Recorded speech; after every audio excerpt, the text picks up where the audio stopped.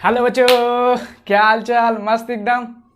मैं रोहित कुमार आप सभी को भगत द लर्निंग प्लेटफॉर्म पर स्वागत करता हूं।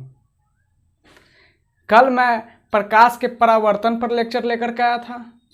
उसमें प्रकाश के परावर्तन के बारे में प्रत्येक चीज को बताया था कि प्रकाश के परावर्तन के लिए हमें कैसा परावर्तक सतह चाहिए, क्यों होता है, और प्रकाश के परावर्तन सतह पर डिपेंड करता है तो नियमित परावर्तन कब होता है और अनियमित परावर्तन कब होता है। ठीक है। और यह भी बताया था कि जब भी हम प्रकाश का परावर्तन की चर्चा करें तो इसका अर्थ है नियमित परावर्तन। तो आज हम लेकर के आए हैं प्रकाश की प्रकृति एवं परावर्तन का लेक्चर नंबर 4। इसे हम पढ़ाएंगे दर्पण। ठीक है। तो देखिए टॉपिक की तरफ। तो दर्पण क्या है? तो दर्पण एक चिकनी और चमकीली सतह है। क्या है? चिकनी और चमकीली सतह है। क्या करता है? प्रकाश को नियमित रूप से परावर्तित करता है। यानी दर्पण कोई भी चीज दर्पण है कि नहीं हम कैसे पहचानेंगे? क्या करेंगे? उस पर हम रे को आपतित कराएंगे। क्या करेंगे? प्रकाश की किरण को आपतित कराएंगे। अगर वो परावर्तित कर देगा तो हम समझ जाएंगे क्या है, वो दर्पण है। तो क्या है? यह एक चिकनी और चमकीली सतह है जो प्रकाश को नियमित रूप से परावर्तित करता है तथा उसका एक सतह अवश्य रजतित रहना चाहिए। रजतित का मतलब सिल्वर्ड। रजतित मतलब सिल्वर्ड, यानी पेंट किया हुआ रहना चाहिए। जैसे कि हम कल ही लिए थे समतल दर्पण। देखिए इस साइड ऐसे ऐसे कर देते थे। इसका अर्थ क्या है कि ये रजतित है, यानी कि ये दो सतह हुआ है। जैसे मेरे हाथ को देखिए, इससे फील नहीं आता होगा, ऐसे हाथ को देखिए तो क्या है कि इस भाग, जैसे इस भाग परावर्तित, इस पर आपतित हुआ किरण, तो ये भाग को क्या होना चाहिए? रंगा हुआ रहना चाहिए। जैसे आपने सिंपल देखा होगा, आपके घर में जो शीशा होगा जिसमें आप अपना चेहरा देखते हैं तो उसको वो तो ऐसे उसमें कवर लगा रहता है। ठीक है। तो उसको निकाल करके देखिएगा तो शीशा के पीछे देखिएगा रंगा हुआ रहता है कोई भी कलर से, वही रंगा हुआ रहता है, उसी को कहते हैं रजतित या सिल्वर्ड। तो दर्पण कब होगा? जब एक सतह उसका क्या होना चाहिए? रंगा होना चाहिए और दूसरा सतह से वो परावर्तित करे। ठीक है। तो अब हम नोट कर देते हैं और दर्पण का डायग्राम द्वारा हम बता रहे हैं कि दर्पण कितने प्रकार के होते हैं, कौन दर्पण कितने प्रकार के होते हैं। सो देखिए, तो देखिए दर्पण यानी दर्पण मिरर। तो मिरर किसे कहते हैं? वह चिकनी और चमकीली सतह जो प्रकाश को नियमित रूप से परावर्तित करे तथा एक सतह रजतित अवश्य हो, यानी रंगा हुआ अवश्य हो, उसे दर्पण कहते हैं। अब दर्पण 3 प्रकार के होते हैं। ठीक है। पहला समतल दर्पण, दूसरा गोलीय दर्पण और तीसरा परवलयिक दर्पण। ठीक है। समतल दर्पण को इंग्लिश में प्लेन मिरर कहते हैं, गोलीय दर्पण यानी स्फेरिकल मिरर, और परवलयिक दर्पण यानी पैराबोलिक मिरर। ठीक है। और उसके बाद गोलीय दर्पण 2 प्रकार के होते हैं। गोलीय दर्पण 2 प्रकार के होते हैं। पहला अभिसारी या अवतल दर्पण कनकेव मिरर, दूसरा अपसारी या उत्तल दर्पण कन्वेक्स मिरर। ठीक है। अब इसके बाद हम प्रत्येक प्रकार का अलग अलग चर्चा कर रहे हैं कि समतल दर्पण किसको कहेंगे, गोलीय दर्पण किसे कहेंगे, ये सब की हम चर्चा कर रहे हैं। ठीक है। वीडियो को पॉज करके इसे नोट कर लीजिए।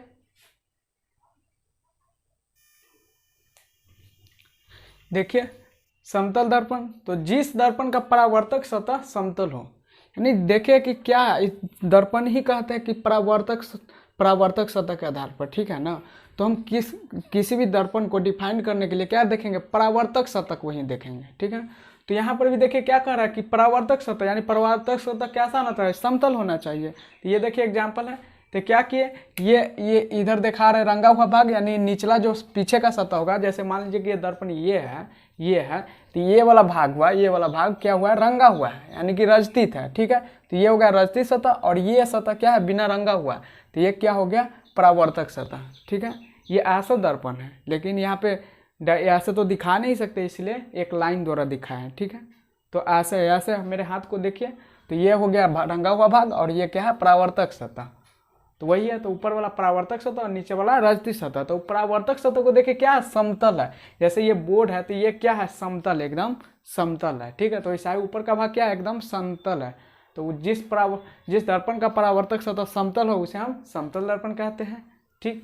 फिर देखिए गोलीय दर्पण, तो गोलीय कहने नाम में ही मिलेगा गोला, गोला यानी जरूर गोला का मैटर होगा। तो क्या कर रहा है, जिस दर्पण का परावर्तक सतह क्या हो, खोखले गोला का एक भाग हो, खोखले गोला का एक भाग हो। जैसे देखिए ये क्या है, एक खोखले गोला, अगर पूरे के देखूं तो क्या है, खोखले गोला। जैसे बॉल है तो बॉल के अंदर क्या रहता है, कुछ नहीं ना रहता है, तो क्या है, खोखले गोला। उसी बॉल को हम क्या करेंगे, आधा पर से काट देंगे या कहीं से भी काट देंगे, तो वो जब दो भाग में बंट जाएगा तो दोनों क्या, दोनों भाग को क्या कहेंगे, वो खोखले गोला का एक भाग कहेंगे। क्या कहेंगे, भाग ही ना कहेंगे।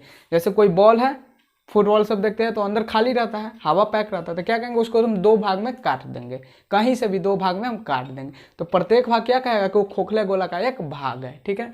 तो क्या होता है, तो जिस दर्पण का परावर्तक सतह खोखले गोला का एक भाग हो, ठीक है, तो उसे हम क्या करते हैं, गोलीय दर्पण कहते हैं। अब यहाँ पे दर्पण यूज कर दिया था, अवश्य ही उसका एक सतह रजतीत होना चाहिए। तो जैसे अगर बॉल रहता तो वो तो चमकीली सतह है नहीं, अगर वैसा ही बॉल ही के टाइप का कोई चमकीली सतह रहता तो उसको क्या गोला रहता है बॉल की तरह, तो हम क्या करते, उसको दो भाग काट देते हैं, दो भाग में कहीं से भी काट देते।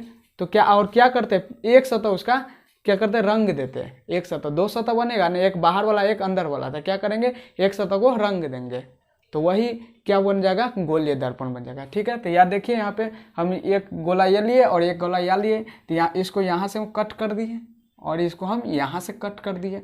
तो इसमें देखिए या तो क्या हम कर दिए, अंदर वाला भाग को रंग दिए या बाहर वाला भाग को रंग दिए। तो अंदर वाला भाग को रंग दिए तो परावर्तक सतह कौन हो गया, बाहर वाला, और बाहर वाला भाग को रंग दिया तो परावर्तक सतह कौन हो गया, अंदर वाला भाग, ठीक है। फिर है तो इसीलिए देखिए दो तरह से हम रंग सकते हैं, यानी दो परावर्तक सतह दो तरीका का हो सकता है, इसलिए गोलीय दर्पण दो प्रकार के होते हैं। तो पहला देखिए अवतल या अभिसारी दर्पण। तो क्या है, जिस गोलीय दर्पण का परावर्तक सतह धंसी हुई हो, अर्थात केंद्र की हुई हो, केंद्र की ओर हो। तो देखिए जैसे ये गोला है तो इसमें हम काटे तो इसका परावर्तक सतह कौन है, अंदर वाला। तो अंदर वाला है तो देख रहे हैं क्या हो, धंसा हुआ है, यानी आ से धंसा हुआ है, दबा हुआ है, ठीक है। क्या है, आ से है, आ से है, आ से है, ऐसे। तो ये क्या है, ये क्या है, धंसा हुआ है। हम इधर से रंग दिए तो ये क्या हुआ है, धंसा हुआ है। और केंद्र कहाँ है, यहाँ ना है। अगर इसको संपूर्ण हम इमेजिन कर रहे हैं कि क्या है, गोला है, तो गोला का केंद्र क्या होता है, बीच में। तो बीच में तो ये क्या है, परावर्तक सतह किधर है, केंद्र की तरफ, यानी जिधर केंद्र है उधर परावर्तक सतह। तो इसे हम क्या कहेंगे, अवतल दर्पण। जैसे इसमें देखिए तो फिर क्या किया, हम इसको इस गोला को यहाँ से कट कर दिए। तो यहाँ से देखिए तो फिर परावर्तक सतह देखिए ये ऐसे है, क्या है, ऐसे है, ऐसे है। तो इसको हम क्या कर दे, रंग दे हुए। तो यही वाला भाग ना परावर्तक सतह हुआ, तो क्या हुआ, धंसा हुआ, क्या है, धंसा हुआ है, ठीक है। तो ये धंसा हुआ अर्थात या केंद्र की तरफ है, तो इसे हम अवतल दर्पण कहते हैं। वीडियो को पॉज करके इसे नोट कीजिए, फिर हम आगे चलते हैं।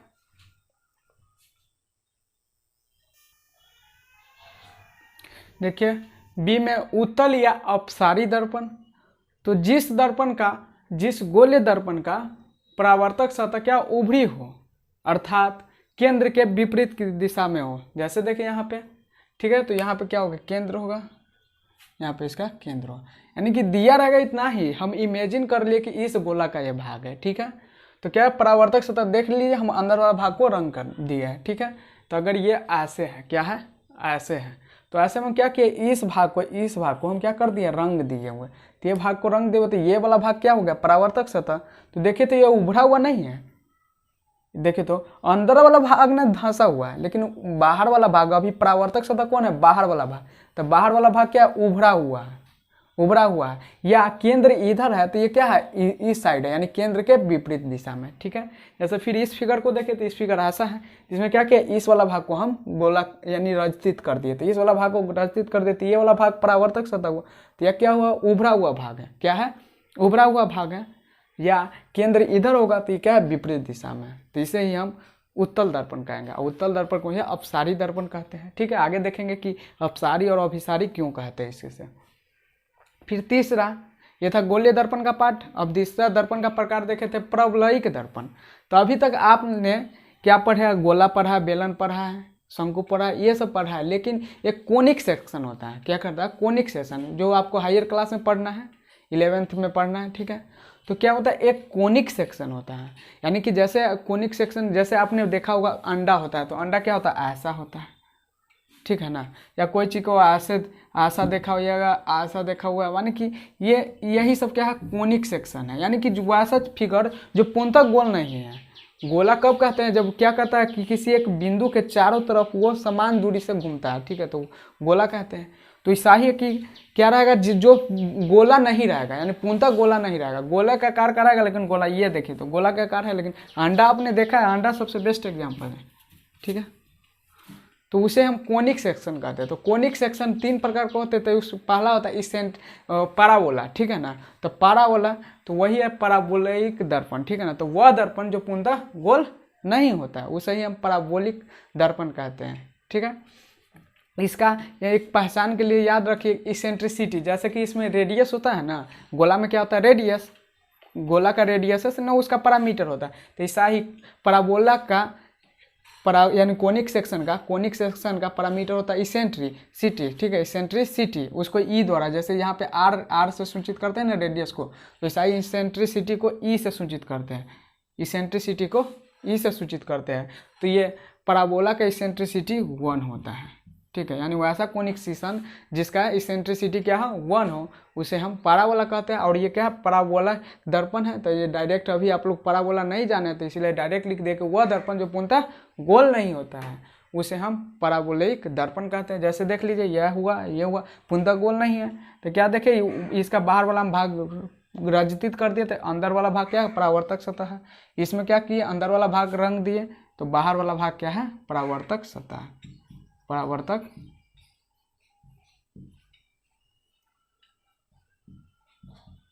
सतह, ठीक है। इसे आप वीडियो को पॉज करके नोट कीजिए। फिर अब हम प्रतिबिंब बताते हैं।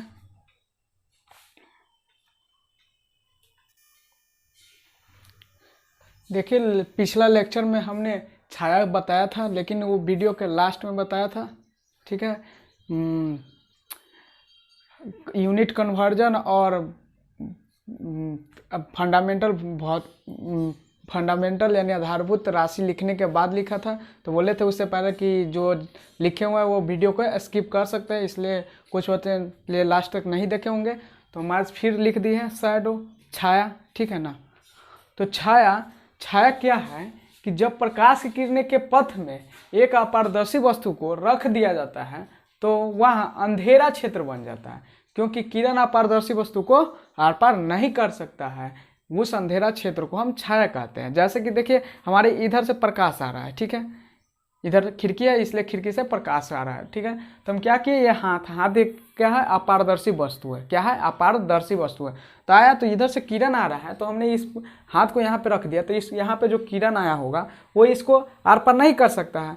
तो जिसके कारण क्या है कि या देखिए स्क्रीन का आवश्यकता पड़ी, तो दीवार एक स्क्रीन का काम कर रहा है। तो दीवार पर देखिए ये लगता है ना कि जितना दूर हाथ है उतना दूर क्या हो गया, अंधेरा क्षेत्र बन गया। क्या है, अंधेरा क्षेत्र बन गया। तो इसी अंधेरा क्षेत्र को हम क्या कहते हैं, छाया कहते हैं, ठीक है। और उसके बाद प्रतिबिंब, इसलिए यहाँ पे प्रतिबिंब पढ़ना था तो पहले छाया समझना जरूरी है। तो ये छाया देख लिए। अब देखिए प्रतिबिंब क्या होता है, किसी बिंदु वस्तु से आ रही प्रकाश की किरणें परावर्तन या अपवर्तन के बाद जिस बिंदु पर संश्रित होती है या जिस बिंदु से अपसरित या अपसारी होती हुई नजर आती है, वह बिंदु उस बिंदु वस्तु का प्रतिबिंब कहलाता है, ठीक है। इसके कहने का मतलब है, जैसे मान लीजिए कि हम क्या किए, देख लीजिए, ये ऐसे हम एक दर्पण ले लिए, ठीक है, और मान लीजिए कि हम एक यहाँ पे वस्तु रख दिए, क्या कर दिए, वस्तु रख दिए, ठीक है, क्या किए, वस्तु रख दिए। अब यहाँ से क्या हुआ कि प्रकाश की किरण परावर्तित होगा। तो क्या किए, यहाँ से एक प्रकाश का किरण ऐसे गया है, ठीक है, मान लीजिए ऐसे गया, ऐसे गया। फिर यहाँ पे क्या होगा, नॉर्मल होगा, जितना डिग्री से यहाँ पे आया होगा उतना ही डिग्री पे यहाँ से आकर के ऐसे मुड़ जाएगा, ठीक है।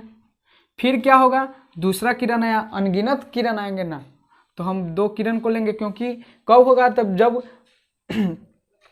क्या बोले कि अपवर्तन के बाद जिस बिंदु पर संश्रित या अपसरित होना चाहिए। तो संश्रित या अपसरित कब होगा, जब प्रकाश पुंज आएगा यानी बीम ऑफ लाइट आएगा, ठीक है ना, एक से अधिक किरण आएंगे तो हम कम से कम 2 किरण लेते हैं, ठीक है, दिखाने के लिए। तो एक किरण ये हुआ और दूसरा किरण फिर आए, तो दूसरा किरण मान लीजिए ऐसे हुआ, फिर ये क्या हुआ, यहाँ से परावर्तित होकर के यहाँ पे आया। तो देखिए क्या हुआ, यहाँ इस बिंदु पर काटा तो यहीं पर इसका इमेज बनेगा, इमेजिन किए, ठीक है, इस बिंदु पर क्या हुआ, इसका प्रतिबिंब रहा। तो क्या बोले कि किसी बिंदु वस्तु से आ रही प्रकाश की किरणें, यहाँ एक बिंदु वस्तु था, क्या यहाँ से प्रकाश की किरणें आ रहा था, तो अब आ रही प्रकाश की किरणें परावर्तन या अपवर्तन के बाद, अपवर्तन आप लोग नहीं पढ़े अभी, परावर्तन पढ़े, इसलिए केवल हम परावर्तन पर दिखा रहे हैं। तो क्या हुआ, ये यहाँ से आया और ऐसे हुआ, तो क्या हुआ, ये परावर्तन हुआ ना, क्या हुआ, आपतित किरण आया, परावर्तन, तो ये क्या होगा, घटना होगा ना परावर्तन। परावर्तन के बाद जिस बिंदु पर संश्रित होती है, तो देखिए तो किस बिंदु पर संश्रित हुई है, संश्रित का मतलब क्या, कहीं सबतुर से आकर के एक जगह पर मिलना। तो क्या हुआ, ये सभी जगह से आया यानी 2 जगह से आया और यहाँ पे मिल गया, क्या किया, यहाँ पे ये मिल गया। तो जिस बिंदु पर संश्रित होती है तो वह बिंदु उस बिंदु वस्तु का प्रतिबिंब कहलाता है। तो इस बिंदु पर संश्रित हुआ तो ये बिंदु इस बिंदु वस्तु का क्या है, प्रतिबिंब कहलाता है। ये वस्तु था तो ये मेरा क्या हुआ, प्रतिबिंब हुआ, ठीक है। हम अच्छा से क्लियर डायग्राम बनाते हैं, ये समझाने के लिए बताए थे। वैसा ही तो ये हुआ कि डायरेक्ट दिखाएगा कि संश्रित हो रहा है, एक दिखाएगा कि अपसरित हो रहा है। तो हम आगे हम चर्चा कर रहे हैं प्रतिबिंब के प्रकार को, तो वहाँ पे दिखाते हैं, ठीक है। तो क्या है, तो इसीलिए देखिए 2 प्रकार का होगा, क्या, एक तो होगा कि संश्रित होगा, एक क्या होगा, अपसरित होगा। किरणें क्या होगा, एक बार संश्रित होगा, एक बार अपसरित होगा। तो संश्रित और अपसरित तो क्या है, तो इसलिए प्रतिबिंब 2 प्रकार के होते हैं। प्रतिबिंब कितने प्रकार के होते हैं, 2 प्रकार के होते हैं, ठीक है। इसको नोट कीजिए तो हम आगे बताते हैं क्या होता है। प्रतिबिंब 2 प्रकार के होते हैं। प्रतिबिंब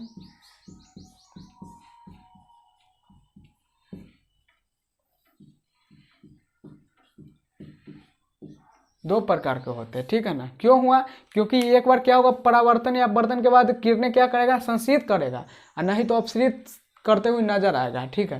तो इसलिए क्या है, प्रतिबिंब 2 प्रकार के होते हैं। पहला वास्तविक प्रतिबिंब, दूसरा आभासी प्रतिबिंब।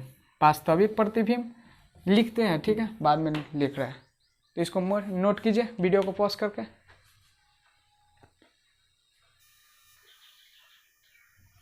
देखिए क्या हुआ कि वास्तविक प्रतिबिंब, पहला वास्तविक प्रतिबिंब, तो किसी बिंदु वस्तु से आ रही प्रकाश की किरणें परावर्तन या अपवर्तन के बाद जिस बिंदु पर संश्रित होती है, यानी कि परावर्तन या अपवर्तन के बाद आने के बाद एक बिंदु पर मिलता है, ठीक है ना, तो वह बिंदु उस बिंदु वस्तु का वास्तविक प्रतिबिंब कहलाता है। जैसे देखिए मैंने एक वस्तु ले लिया, क्या, ए बी, ये क्या है, बिंदु वस्तु है। फिर वो क्या किया, यहाँ से एक किरणें आपतित हुआ बी से यहाँ पे, ये जैसे मान लीजिए इसको हम सी नाम दे दे, इसको डी दे दिया। तो क्या किया, बी सी एक आपतित हुआ, फिर वो परावर्तित के बाद, परावर्तन होने के बाद यानी सी डी परावर्तित हुआ, ठीक है ना, टकराने के बाद सी डी क्या हो गया, परावर्तित हो गया। फिर क्या हुआ, बी डी, सॉरी सी ई, फिर क्या हुआ, बी डी आपतित हुआ, वो परावर्तन होने के बाद डी एफ परावर्तित हुआ, ठीक है। तो क्या किया, ये जब देख रहे हैं एक परावर्तित किरण कौन है, सी, और दूसरा क्या है, डी एफ, तो ये दोनों आकर के कहाँ पे मिल रहा है, यहाँ पर, यानी यहाँ पर क्या हो रहा है, संश्रित हो रहा है। तो ये बिंदु, इस बिंदु वस्तु का क्या हुआ, प्रतिबिंब हुआ। तो ये ए बी था, तो अब क्या हो गया, ए डैश बी डैश, तो ये क्या हुआ, वास्तविक प्रतिबिंब हुआ, किसका, ए बी का, ठीक है। तो इसको नोट कीजिए अच्छा से डायग्राम के साथ। अब हम काल्पनिक प्रतिबिंब को देखते हैं। जैसे देखिए अब दूसरा काल्पनिक प्रतिबिंब या आभासी प्रतिबिंब भी बोलते हैं, इंग्लिश में वर्चुअल इमेज, ठीक है। तो किसी बिंदु वस्तु से आ रही प्रकाश की किरणें परावर्तन या अपवर्तन के बाद जिस बिंदु से अपसरित होती नजर आती है, यानी प्रतीत होता है, वो वास्तविक में होता नहीं, यानी वहाँ से हम देखते कि आ रहा है, ठीक है ना। तो इसलिए वह बिंदु उस बिंदु वस्तु का काल्पनिक प्रतिबिंब कहलाता है, ठीक है। जैसे एग्जाम्पल देखिए तो क्लियर होगा। ऐसे हम क्या लिखिए, एक समतल दर्पण ले लिए, ठीक है, क्या किया, समतल दर्पण को ले लिए, यहाँ पर एक बिंदु वस्तु रख दिए, छोटा सा रख दिए।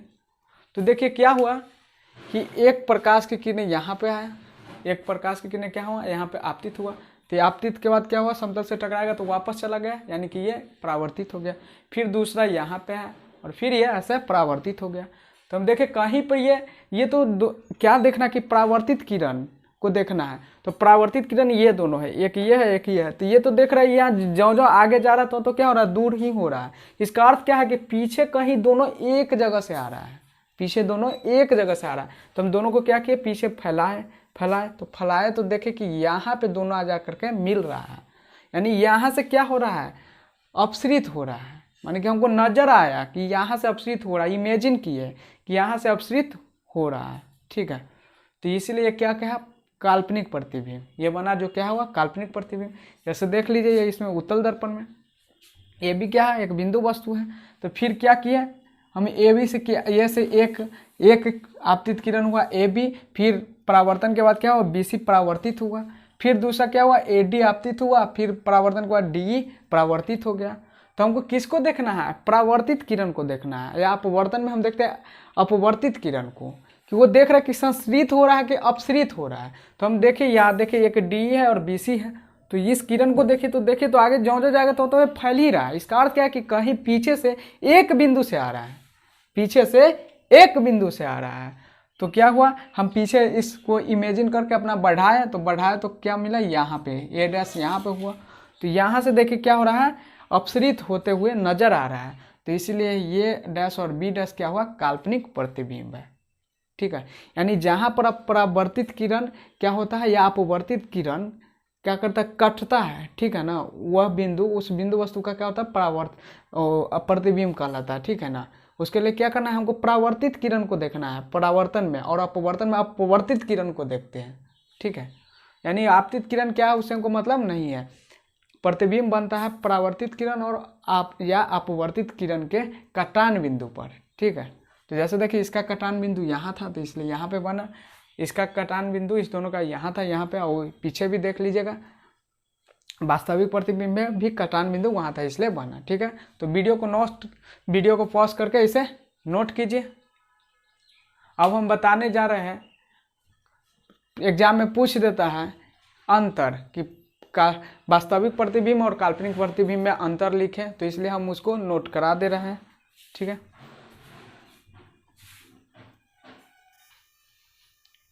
अब देखिए वास्तविक प्रतिबिंब तथा काल्पनिक प्रतिबिंब में अंतर। तो कहीं पर भी अंतर लिखना रहेगा तो सबसे पहले तो उसका परिभाषा जानते हैं तो परिभाषा लिख दीजिए। तो पहला नंबर में क्या कीजिएगा, परिभाषा लिख दीजिए। ठीक है, दूसरा में क्या हुआ कि ये परावर्तित या अपवर्तित किरणों के वास्तविक कटान बिंदु से बना। देखें ना कि क्या हुआ कि जब हम वास्तविक प्रतिबिंब का डायग्राम बनाए थे तो वहाँ पे देख रहे थे कि स्वयं कट रहा था, यानी परावर्तित किरण से कट रहा था, यानी अपरावर्तित किरण जैसे आ रहा वो कट रहा था। लेकिन हम अभी जस्ट इससे पहले हम बताए क्या काल्पनिक प्रतिबिंब, तो वहाँ पे देखे क्या करते हैं, हम पीछे उसको परावर्तित किरण को ले जाते थे, देखता नहीं था कटता हुआ, हम पीछे आगे पीछे बढ़ाते थे तब पता चलता कि वो यहाँ पे कट रहा। तो ये क्या था, ये काल्पनिक कटान से बनता था। ठीक है, किसके, परावर्तित और अपवर्तित किरण से। अच्छा से लिख लीजिएगा कि यह परावर्तित या अपवर्तित किरणों के काल्पनिक कटान से बनता है। ठीक है, यह हमेशा उल्टा होता है, यह हमेशा उल्टा होता है। जैसे देखे आपने उत्तल दर्पण में बनाया था तो प्रतिबिंब वस्तु ऐसा था तो प्रतिबिंब ऐसा बना था। ठीक है ना, तो क्या होता था, ये वास्तविक था तो इसलिए क्या होता है, यह हमेशा उल्टा होता है और ये हमेशा सीधा होता है। जैसे देखे थे अभी समतल दर्पण लिए थे तो ऐसे वस्तु लेते थे यहाँ पे, या अवतल दर्पण लिए थे। ठीक है, तो यहाँ पे ऐसे था तो ये ऐसा था, तो ये क्या होता था, सीधा। तो काल्पनिक प्रतिबिंब क्या होता है, हमेशा सीधा होता है। और दूसरा ये दर्पण के सामने बनता है, देखे थे इसमें हम लिए थे तो क्या होता है, यहाँ पे बनता है, यानी दर्पण के सामने बना होता है। और ये दर्पण के पीछे बनता है, जैसे ये लिए थे तो ये यहाँ पे बना था, यानी दर्पण के पीछे। ठीक है ना, जैसे चेहरा देखते हैं आप अपने घर में जो समतल दर्पण है तो उसमें चेहरा देखते थे, क्या होता है, अंदर लगता है कि हम मिरर के अंदर हैं। ठीक है ना, यानी पीछे देखते हैं। और इस प्रतिबिंब को पर्दे पर उतारा जा सकता है, क्योंकि ये आगे बनता है ना तो यहाँ पे हम पर्दा लगा सकते हैं, पर्दा पर उतार सकते हैं। लेकिन ये क्या होता है, मिरर के अंदर बनता है तो इसलिए हम इसको पर्दे पर उतार नहीं सकते हैं। ठीक है, तो ये था मेरा वास्तविक प्रतिबिंब और काल्पनिक प्रतिबिंब का अंतर। ठीक है, इसे कॉपी में नोट कर लीजिए वीडियो को पॉज करके। ठीक है बच्चों, तो आज देखें आपने दर्पण देखा, दर्पण कितने प्रकार के होते हैं, कौन किस दर्पण को क्या बोलते हैं देखें, और उसके बाद प्रतिबिंब को देखें। अगर ये वीडियो पसंद आए तो इसे लाइक सब्सक्राइब कीजिएगा और अपने दोस्तों को बताइएगा, क्योंकि इस चैनल पे प्रत्येक दिन एक एक लेक्चर आते हैं और वो भी सिस्टमेटिक ढंग से आते हैं। ठीक है, इस पे बता दिए, शुरू में भी हम बताए थे कि पॉलिटेक्निक और क्लास 10th ITI NTSC ये सब का तैयारी करना है तो इसके लिए कम्प्लीटली कोर्स आएगा, मैथ फिजिक्स और केमिस्ट्री का A to Z चीज़ हम बताएंगे और वैसा कुछ प्रत्येक क्वेश्चन को टच करेंगे जो जिससे एग्जाम में क्वेश्चन पूछे जाते हैं। तो इसीलिए इस वीडियो को अपने दोस्तों के बीच में शेयर कीजिए ताकि कोई भी बच्चा इस कोर्स के लाभ से वंचित न रह सके। ठीक है बच्चों, तब हम अपने वीडियो को करते हैं यहीं पे विराम। Take care yourself and good bye.